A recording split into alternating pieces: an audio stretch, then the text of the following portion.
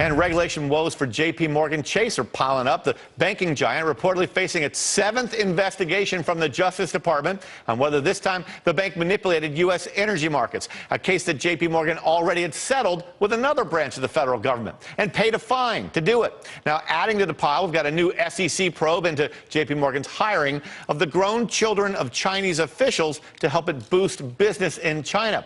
But is this prosecution or persecution? Joining me now, we've got Alan Haft, author of You Can Never Be Too Rich. Thanks for being with us, Alan. What do you say? What's your verdict on this?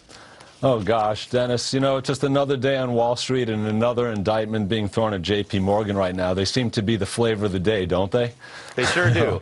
Do you think it's a matter of the highest nail getting pounded down, or is this bank evil? Look, when Willie Sutton was asked the question, why do you rob banks, he said, because that's where the money is. I mean, let's face it, Bank of America had their licks and wounds, and they still do. Goldman Sachs settled their case. Wells Fargo. J.P. Morgan is just another step in the long line, in the short line, I should say, of government going after these banks because of the failure to regulate and to control this during the financial crisis. It occurs to me that we put something like $860 billion in taxpayer money into 19 big banks during the meltdown because we were so afraid that if they went out of business, it would wreck the entire financial system. But now our government is doing all it can to bleed billions of dollars in penalties out of these same banks. Why is that?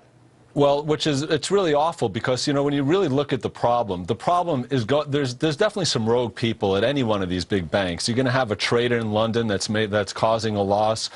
Whether it was criminal or not, I have no idea. And you're going to have some problems with hiring people in China.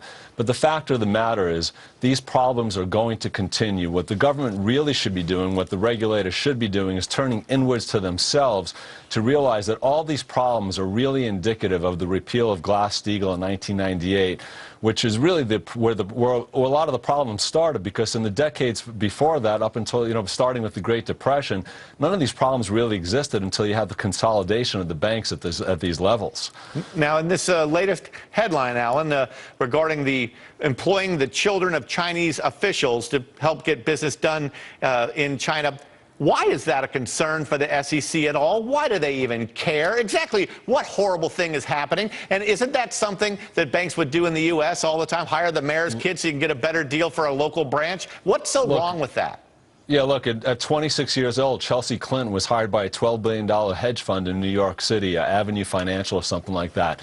It happens all the time. The question is, was there intent for kickbacks? Was there intent for contracts?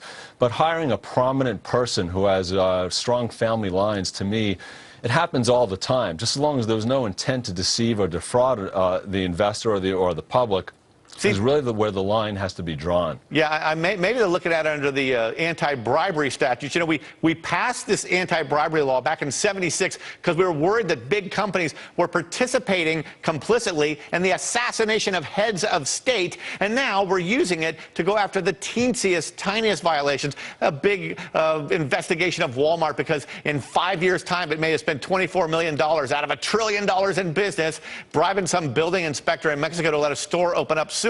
It just seems like the government's going after tinier and tinier offenses with this big old cannon. Look, it's kind of like if the IRS was mandated and accused of not doing enough for audits in the last couple of years, and somebody came down to the IRS and said, "Hey, listen, you got to strengthen up here, do something about it." If they start auditing everybody, of course they're going to find some wrongdoing buried underneath receipts that somebody wrote off that they shouldn't. You're going to find wrongdoing anywhere. So if there's like I said before, if there's a couple of wrongdoings of hiring somebody in China, these are all little blips in the ocean. What the government really needs to do is turn inward, and like I said before, they really need to just to fix the system and not go after these small little problems that we're seeing them coming up with. A last quick answer, Alan. How much of this regulatory crackdown, always going after J.P. Morgan, might be related to the fact that Jamie Dimon was the one visible CEO who was especially vocal in criticizing government's crackdown on the banks as going too far at sometimes after the meltdown? Do you think any of this is personal?